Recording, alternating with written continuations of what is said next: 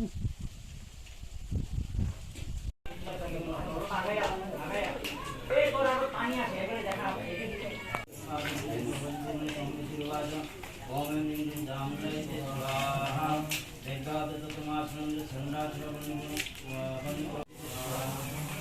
प्रपन्नाते प्रसिद्ध प्रसिद्ध माता जगतगुरु प्रसिद्ध विश्वेश्वराय विष्णु धनेश्वरी देव चरा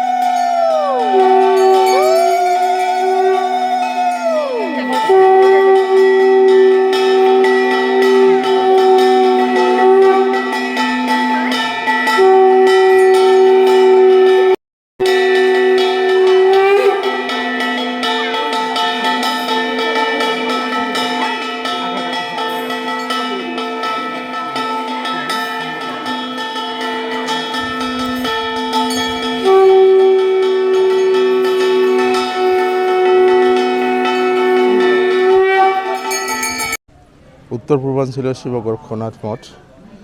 2006 চনৰ পৰা আমাৰ গুৰুদেৱ শ্ৰী শ্ৰী কবিলনাথ মহাৰাজজী যেতিয়াৰ পৰা ইয়াত পদাৰ্পণ কৰিছে তেতিয়াৰ পৰাই ইয়াত এই নৱমী পূজাত অৰ্থাৎ পূৰ্ণাহুতি দিয়া হয় অৰ্থাৎ দুৰ্গা পূজা বাসন্তী পূজা শিৱৰাত্ৰি পূজাত যজ্ঞ মহাযজ্ঞৰ আয়োজন কৰা হয় আৰু এইবেলিও অন্যান্য বছৰৰ দৰে আয়োজন কৰিছে আৰু এই দুৰ্গা পূজা আৰু বাসন্তী পূজাৰ লগত সংগতি ৰাখি নৱমী তিথিত প্ৰতি বছৰে কুমাৰী পূজাৰ আয়োজন কৰে এইবাৰো কুমাৰী পূজাৰ জাকজমকতাৰ আয়োজন কৰা হৈছে এতিয়া আমাৰ যজ্ঞ চলি আছে খন্তেক সময়ৰ পিছতে পূৰ্ণাহুতি দিয়া হ'ব পূৰ্ণাহুতি দিয়াৰ পিছত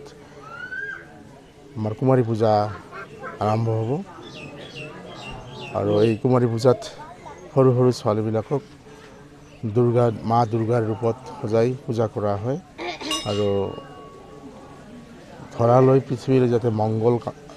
হয় মংগল কামনাৰ্থে দেৱী দুৰ্গাই যাতে গোটেই জগতৰ মংগল কৰে সেই কামনাৰ্থে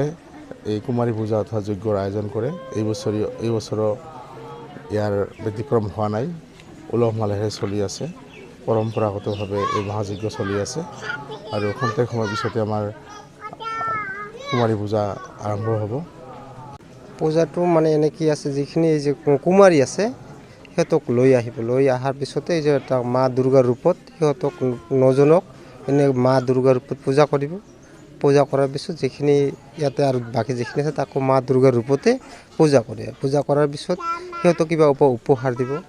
এনে যিখিনি এটা সিহঁতক এতিয়া মা দুৰ্গা হিচাপত কাপোৰ বস্ত্ৰ কামালা কিবা উপহাৰ দিয়ে এই উপায়েৰে পূজাখিনি চলাই নিব অন্যান্য বছৰৰ দৰে এইবেলি অলপ বেছিকৈ ভালকৈ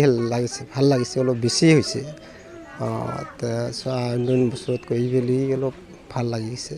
অলপ হুলস্থুল পৰিৱেশ হৈছে